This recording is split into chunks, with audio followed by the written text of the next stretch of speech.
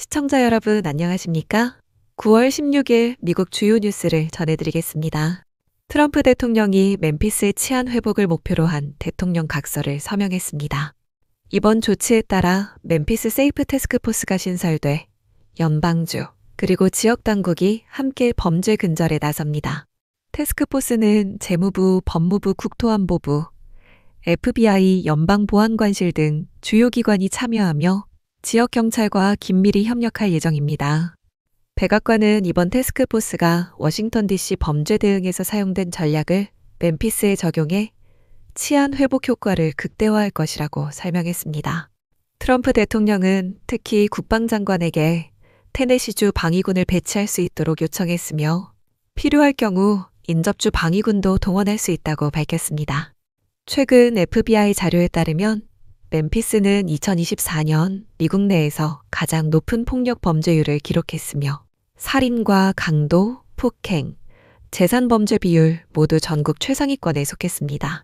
올해 들어서만 벌써 150건의 살인 사건이 발생해 지역사회 불안이 고조되면서 테네시 주지사 역시 연방 정부에 공식 지원을 요청했습니다.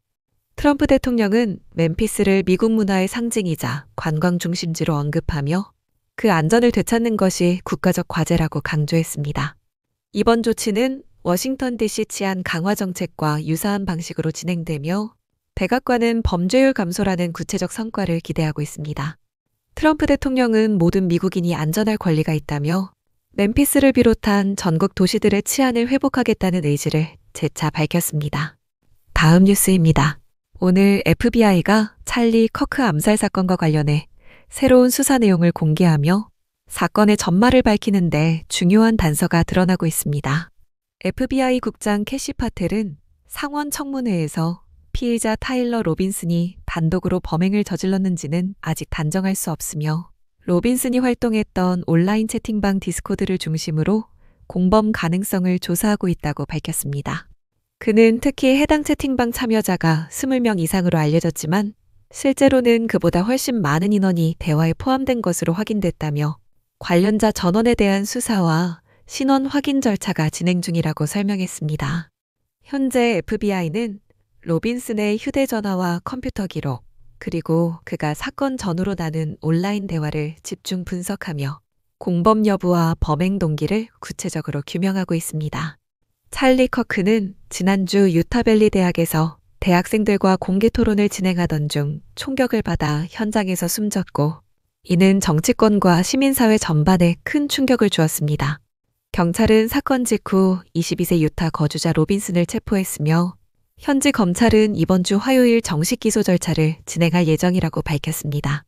보수단체 터닝포인트 USA를 창립한 커크를 추모하는 대규모 행사는 오는 일요일 애리조나 글렌데일의 카디널스 NFL 스타디움에서 열리며 수만 명이 참석할 것으로 예상됩니다.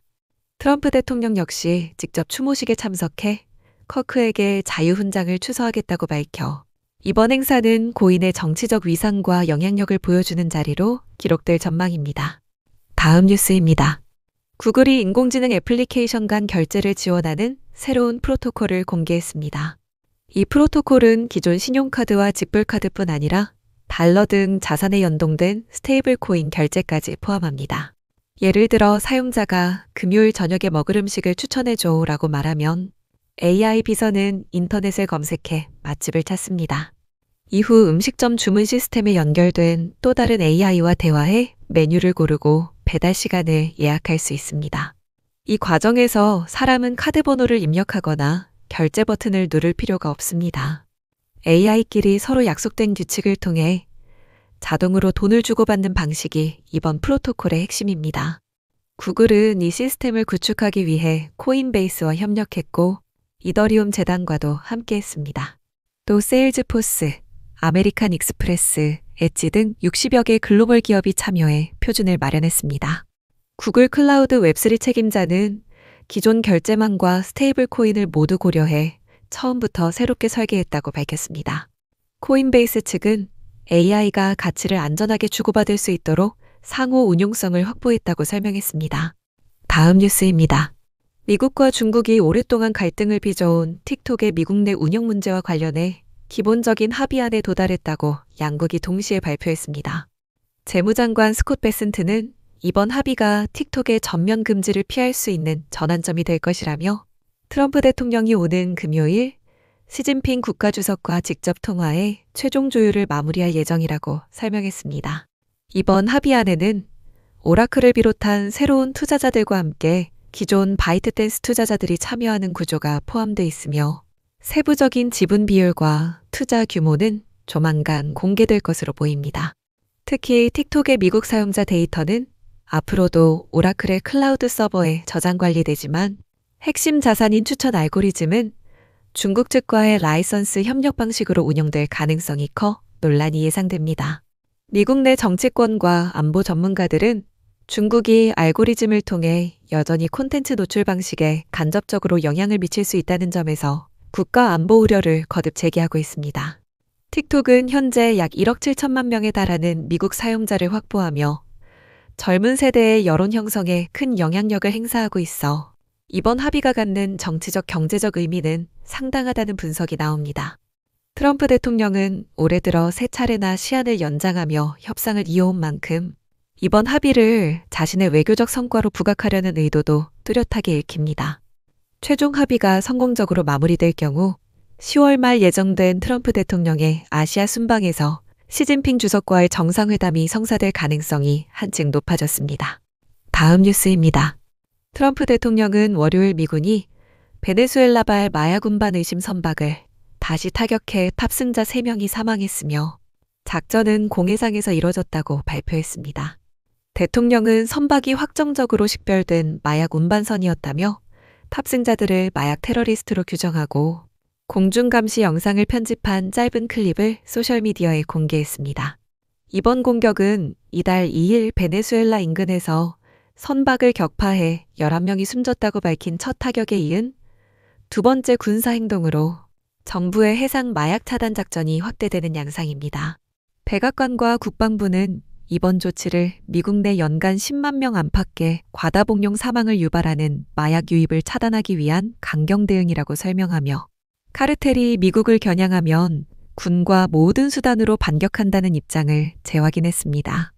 해군과 특수전 자산이 작전에 참여했다는 사실만 일부 공개된 가운데 국방부는 구체적인 법적 근거에 대한 설명을 내놓지 않았으며 이에 따라 인권단체들은 국제법적 정당성에 의문을 제기하고 있습니다. 니콜라스 마두로 베네수엘라 대통령은 앞선 9월 2일 공격을 극악한 범죄라고 규탄하며 마약 단속을 구실로 한 무력 도발과 정권 교체 시도라고 비판했습니다. 트럼프 대통령은 최신 타격 현장에 대해 바다에 흩어진 화물만 봐도 증거가 분명하다며 코카인과 펜타닐 포대를 거론했지만 어떤 조직과 연계됐는지 구체적 식별 정보는 공개하지 않았습니다. 국내에서는 공화민주 양당 일부 인사들이 치안 강화 명분과 법치주의 원칙 사이의 균형을 요구하는 가운데 인권단체들은 체포와 기소가 우선돼야 한다며 군사적 살상 조치 중단을 촉구하고 있습니다. 백악관은 추가 작전 가능성을 시사했으나 의회와 국제사회가 법적 근거와 목표, 사후 검증 절차를 명확히 하라고 요구하면서 향후 대응의 투명성과 통제 장치가 핵심 쟁점으로 떠오르고 있습니다. 다음 뉴스입니다.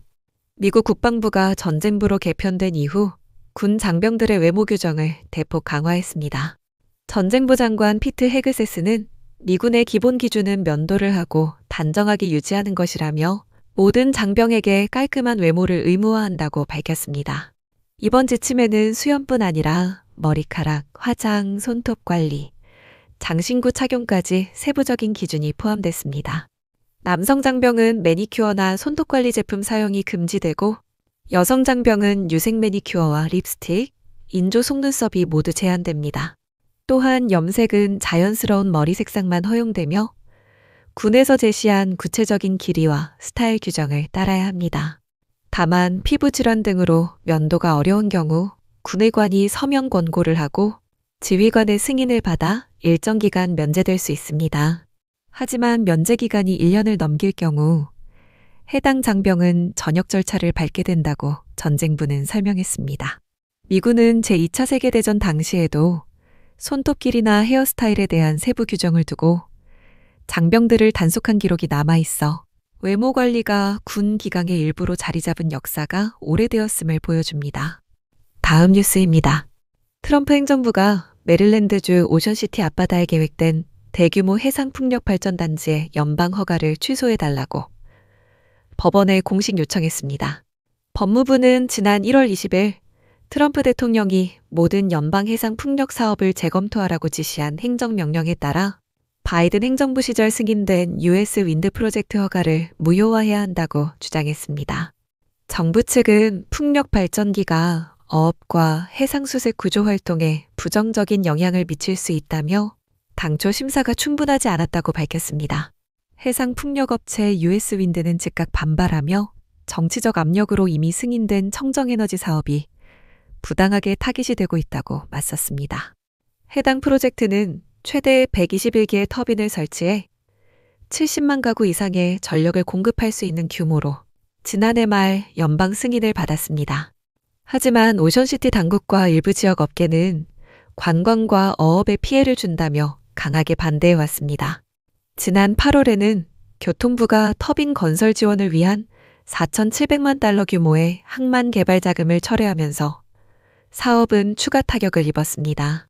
이번 소송 결과에 따라 미국 해상 풍력 산업 전반의 향방도 크게 달라질 것으로 전망됩니다. 마지막 뉴스입니다. 세계적으로 인기 있는 녹차가루 말차의 가격이 급등하고 있습니다. 말차는 건강 효능에 대한 관심과 SNS에서 인기를 끌고 있는 말차 라떼 열풍으로 수요가 폭발적으로 증가했습니다. 미국에서는 지난 3년간 말차 소매 판매가 86% 늘어났지만 일본에서는 날씨 악화로 수확량이 줄었고 중국 역시 노동력 부족과 높은 수요로 가격이 오르고 있습니다. 여기에 미국 정부가 일본산에는 15%, 중국산에는 37.5%의 관세를 부과해 소비자 부담은 더욱 커지고 있습니다.